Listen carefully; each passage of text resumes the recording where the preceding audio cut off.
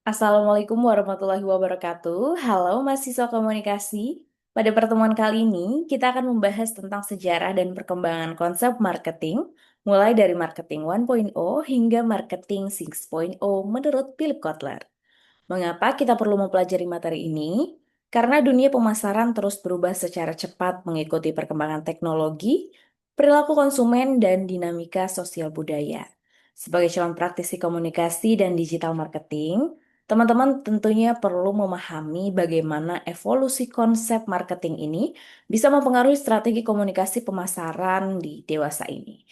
Tujuan mempelajari pada pertemuan kali ini, teman-teman komunikasi bisa memahami karakteristik setiap fase marketing dari 1.0 hingga 6.0.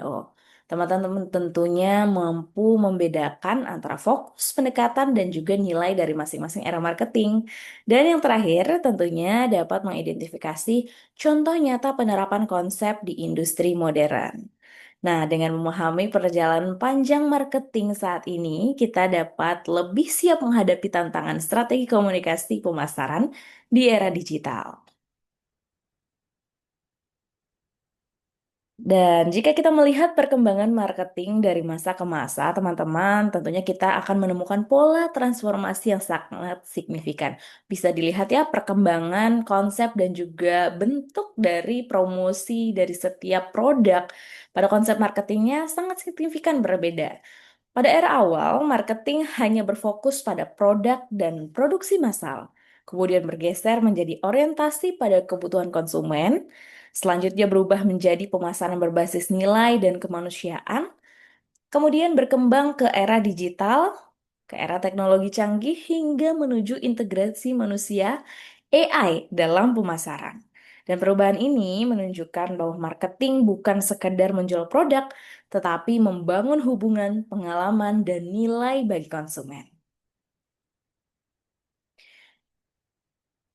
Baik, dan kita akan mengawali dari marketing 1.0, di mana marketing 1.0 ini dikenal sebagai product-centric marketing, di mana fokus utama perusahaan pada era ini adalah produk itu sendiri atau product-centric marketing. Nah, ciri utamanya biasanya tujuannya fokus pada penjualan produk. Konsumen dipandang sebagai pembeli pasif. Nah, tujuan perusahaan ini menghasilkan produk yang berkualitas dan efisien. Kompetisi ditentukan berdasarkan kemampuan produksi dan inovasi teknologi industrial.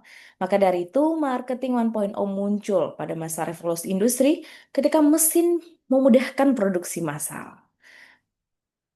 Dan contoh penerapan dari marketing 1.0 ini, kita bisa melihat bahwa dapat dilihat dari perusahaan seperti Ford di awal abad ke-20, ya seperti Henry Ford itu fokus pada efisiensi produksi untuk menghasilkan mobil dalam jumlah besar dan harga terjangkau.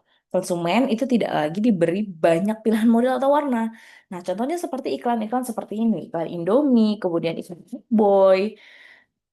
Biasanya penjualan marketing fokus terhadap bagaimana produk bisa dijual gitu, tidak memikirkan bagaimana esensi dari estetika dari marketing ataupun nilai-nilai yang ada dalam konsep pemasarannya seperti itu. Dan prinsipnya adalah produksi massal, harga murah, jangkauan luas. Industri minuman dan makanan ringan atau makanan bungkusan seperti ini pada masa awal juga menggunakan pendekatan ini. Selanjutnya marketing 2.0. Marketing 2.0 ini berkembang seiring meningkatnya persaingan dan kemunculan konsep diferensiasi. Dan marketing 2.0 ini biasanya disebut dengan customer centric marketing, di mana perusahaan mulai memahami bahwa konsumen itu punya kebutuhan dan keinginan yang berbeda. Nah, ciri utamanya adalah fokusnya kepada kepuasan konsumen. Segmentasi, targeting, dan positioning menjadi strategi utama. Di sini, para marketers ataupun orang-orang yang berada di perusahaan atau industri sudah mulai melek bahwa kepuasan konsumen itu juga penting, tidak kalah penting. Komunikasi pemasaran mulai lebih interaktif di sini dan meskipun masih dominan satu arah seperti itu. Dan contoh penerapan marketing 2.0 ini bisa kita temukan pada industri-industri seperti contohnya iklan yang saya paparkan seperti ini. Pertama di Indonesia, mie instan dilengkapi saus cabai. Sudah ada diferensiasi atau pemilihan-pemilihan kata yang mengungkapkan perbedaan produk satu dan lainnya. Seperti itu contoh penerapannya. Dan biasanya mereka juga sudah membuat variasi produk berdasarkan kebutuhan segmentasi pasarnya, sudah memiliki segmentasinya sendiri, mulai dari fitur, desain, hingga harga. Contohnya, di industri makanan, McDonald menyesuaikan menu dengan budaya lokal. Itu menunjukkan orientasi pada preferensi konsumen. Begitu pun juga dengan sampo, sampo yang dikhususkan untuk orang dengan ketombe atau dengan rambut rontok. Itu contoh penerapan marketing 2.0. Berikutnya kita beralih ke marketing 3.0. Marketing 3.0 dikenal sebagai human-centric marketing. Filosofinya, konsumen bukan hanya sekedar pembeli, tapi manusia yang punya nilai, emosi, aspirasi, dan spiritualitas. Ciri utamanya menekankan pada nilai atau values dan tujuan atau purpose. Jadi ada values dan purpose-nya. Brand ini ingin membangun hubungan emosional dengan konsumennya. Dengan cara apa? Dengan cara perusahaan mulai menciptakan value, visi, dan misi yang berkontribusi pada dunia. Kemudian menciptakan beragam kolaborasi. Perusahaan biasanya mulai fokus pada isu sosial, keberlanjutan, etika, dan kepedulian lingkungan. Contohnya seperti ini, produk-produk yang ramah lingkungan, produk-produk yang menciptakan keberlanjutan, ekosistem, dan lain sebagainya.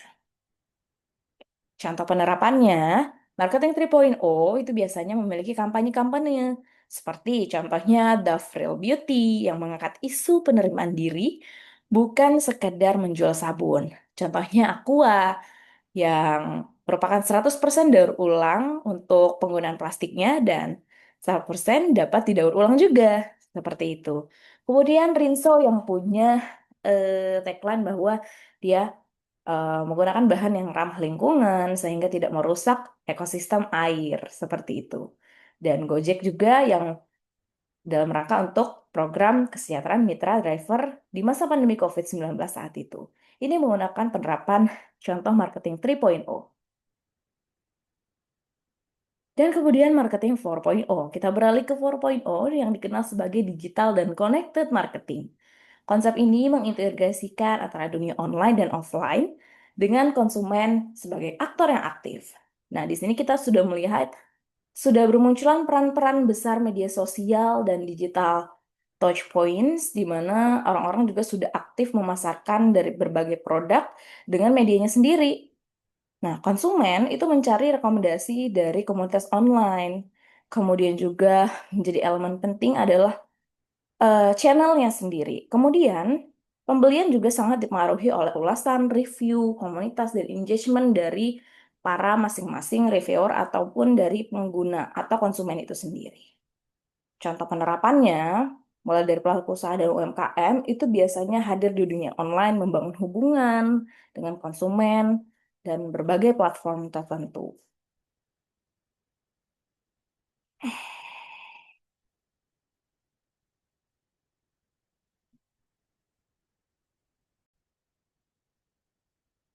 Dari marketing 4.0 kita beralih ke marketing 5.0 di mana perkembangan diperkenalkannya Kotler sebagai teknologi for humanity. Di era ini, teknologi digunakan bukan hanya untuk efisiensi, tetapi juga meningkatkan kualitas pengalaman konsumen secara profesional. Dan di 4.5 ini biasanya sudah memanfaatkan artificial intelligence atau AI, big data, dan machine learning untuk personalisasi sensor otomatis, chatbot, hingga argumen reality. Fokusnya terhadap human-machine collaboration.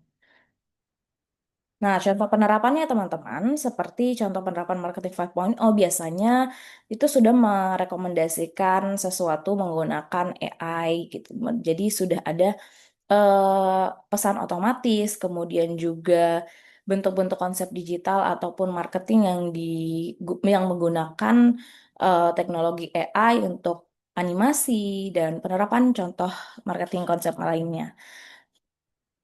Kemudian di marketing 6.0 yang terakhir, ini adalah era AI argumen atau autonomous marketing, di mana kecerdasan buatan itu tidak hanya membantu, tapi juga bagian dari inti pengalaman pemasaran.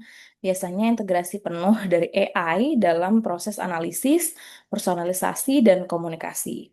Pengalaman dari pelanggan itu sendiri itu biasanya juga menjadi salah satu target dari marketing 6.0, di mana di sini menggabungkan antara dunia digital dan juga dunia offline ya. Seperti misalkan teman-teman saat ini sudah bisa menggunakan voucher yang kita peroleh dari media sosial, kemudian kita membeli secara offline. Penggabungan-penggabungan seperti itu.